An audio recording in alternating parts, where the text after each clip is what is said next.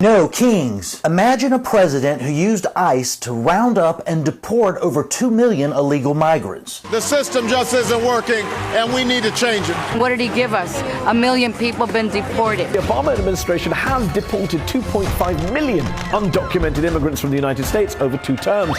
That's the highest number for any president ever, than all of the presidents of the 20th century combined. No, Kings. Imagine a president who used his power to meddle in elections. This is the definition of election meddling, and it's the definition of election meddling by the FBI on behalf of Democrats. No, Kings. Imagine a president who would use his power to threaten free speech. They pushed us super hard to take down things that were true. Who is they? Who's telling you to take down things about vaccine side effects? It was people in the Biden administration. No, Kings. Imagine a president who would threaten press freedoms. Court documents released this week show the Obama administration secretly monitored a Washington journalist. For the first time ever, a presidential administration is treating news reporting like a crime. The level of government surveillance over a reporter was unprecedented. Bipartisan outrage over what some are calling Obama's war on journalism. No, Kings. Imagine a president who would use his power to threaten his political opponents. Congress has obtained evidence that shows that the Biden White House was directly involved in trying to help start Jack Smith's investigation on the January 6th probe against President Trump. Specifically, that the White House counsel's office secretly obtained President Trump's and Vice President Mike Pence's former phones and giving them to the prosecutors, basically sicking the Justice Department on his future competitor, his future rival in the 2024 election. No, Kings. Imagine a president who would weaponize the government and the legal system against his political opponent. The Obama administration have weaponized government 10 times what Democrats are falsely accusing the Trump administration of doing. No, Kings. Or some kings are better than others, I guess?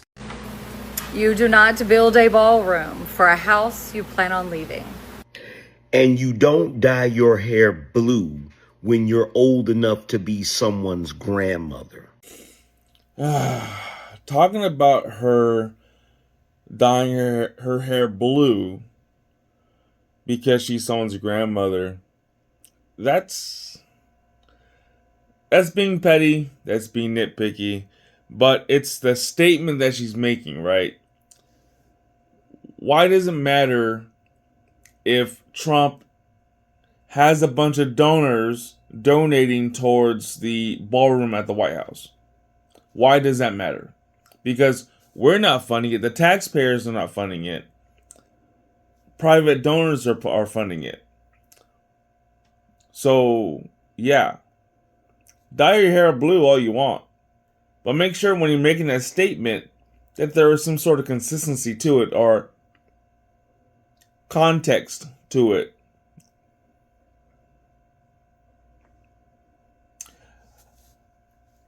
On the other hand, I don't see you saying anything about Gavin Newsom. This that you see right behind me is the $1 billion capital renovation project that's going on in Sacramento. This was approved by Governor Gavin Newsom, and yet he's doing all this pearl clutching, claiming, oh my gosh, Donald Trump is getting rid of history. He demolished the East Wing of the White House. You can see it on X. It's literally a post. But here he is approving tearing down the east side of the California State Capitol, which looked like a replica of the United States Capitol, and apparently that's not historical enough to preserve it. This is the hypocrisy that Gavin Newsom lives and thrives on. This is funded by our taxpayer dollars. The $300 million project that Donald Trump is doing in Washington, D.C. is completely donor funded. And this guy who funded this project has the audacity to give illegal immigrants 62,000 California driver's licenses. Yet, if you heard the news recently, there was apparently an illegal immigrant who was driving a semi-truck and killed 3 people. And if you saw the footage, a bunch of cars exploded. Literally. These people are killing people. And Gavin Newsom is killing the pockets of our taxpayers by funding projects like this. And then pretending to give a damn when Washington, D.C. does a similar project, but one where taxpayers aren't actually footing the bill. Yeah, that's right. This guy wants to be president. You see, when it comes to the left, it's the hypocrisy for me. Y'all are a bunch of hypocrites. Especially when it comes to money. Love you all, but there's a few people in here that have a lot more money than me. And if you're a billionaire, why are you a billionaire? No hate, but yeah, give your money away, shorties. Love you guys. Thank you so much. You cannot make this up. Here you have somebody worth $53 million. It's estimated that she's making at least several millions a month. She once made $50 million in just 1 year. She's invested in multiple businesses, and she's even had collabs with the likes of H&M, Nike, Converse, Gucci, Adobe, Apple. If you were to take a tour of Billy's 3 homes, 2 of them being multiple millions, you would probably take a look at her massive walk-in closets and find Balenciaga, Louis Vuitton, Prada, Rick Owens, Dior. So, Billy, if you hate money so much, why do you have so much of it? Better yet, why do you use it the way you do? In fact, I'd argue that you're one of the cases where it'd be pretty easy for you to just give away 90% of it. No kids, no spouse, you claim to live with your parents, your brother writes all your songs. This is perfect for you. You know, actually, I'm feeling kinda disenfranchised right now. Can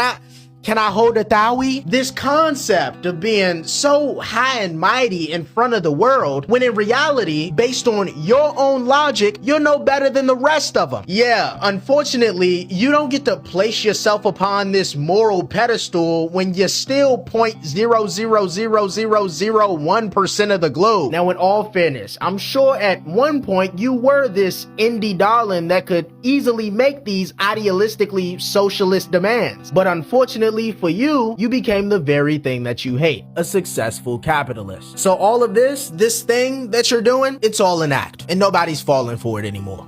If Trump is able to actually earn the Peace Prize, it probably won't be enough that he's helped bring peace to the Middle East. He'd have to stop sending Black Hawk helicopters to terrorize people while they sleep in their apartment buildings in Chicago. The so-called peace president who's ending wars around the world would also have to stop declaring war on the American people. Stop sending the military into our cities simply because they're run by Democrats. I am so tired of these privileged, broke-back celebrities pretending as if they're the average citizen. You don't know what's going on in these communities because you're not a part of these communities. It'd be one thing if you had money and knew what you were talking about, but you don't even know what you're talking about. Nobody's harassing these cities because they're run by Democrats. Crime is running rampant in these cities because they're run by idiots. You people can no longer sell us a narrative of, we've got to be soft on crime. If you act on crime, you must be a racist. Arresting innocent women and children. He's putting 2-year-olds in handcuffs. You goofballs never cease to amaze me. If you're going to take the time to come out of your Beverly Hills mansion, sire, then you should probably take the time to hear why the 76-year-old grandmother on 9th Street is actually satisfied with the results. You say, stop waging war in America. These communities feel like they're at war every day. You don't know anything about that. You should take the time to research the crime rates in these cities. But instead of doing that, you spend time pandering on the internet. For who? Who? The thugs? The thugs don't care about what you have to say. The people that are actually harmed don't care what you have to say. So who do you people do this for? I'm not listening to somebody that felt the need to remake Baby It's Cold Outside because he thought it was a little grapey. That is a man that is bored and knows nothing of real issues. The people have bigger fish to fry. And I'm sorry, you're not one of the chefs. You're not even in the kitchen.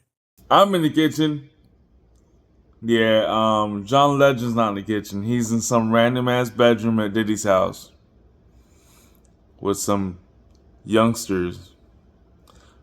Or he was on Epstein's Island with some youngsters. It's your boy King Churro. Thank you for watching. Remember that you're loved, and remember to be great every day because tomorrow is never promised. Remember, no kings.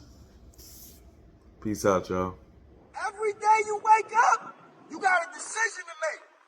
To go right or left, up or down, right or wrong. At the end of the day, you make the decision. Nobody forces you. So make the right decision. Make moves, set the goal. Stop making excuses, man. And if it look like a duck, walk like a duck, and sound like a duck, it's a duck. Stop guessing. Just do the right thing. You heard? You hear me? I love y'all. Stay positive. Love one another. All right. I will not hire a Republican. I will not do business with a place that employs Republicans. I will not allow a Republican in my home. These folks will sell a child to a predator for $1. Why would you go into a place that hires these people? They have literally said that they don't believe in reality, they believe in alternative facts. You're going to let someone who believes in alternative facts do your taxes? You're going to let someone who believes in alternative facts cook your food? These are people who don't believe in science or medicine.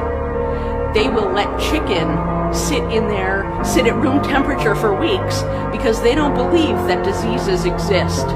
They put profits over people every time. Why would you eat at a Republican establishment? Why would you let your kids go there?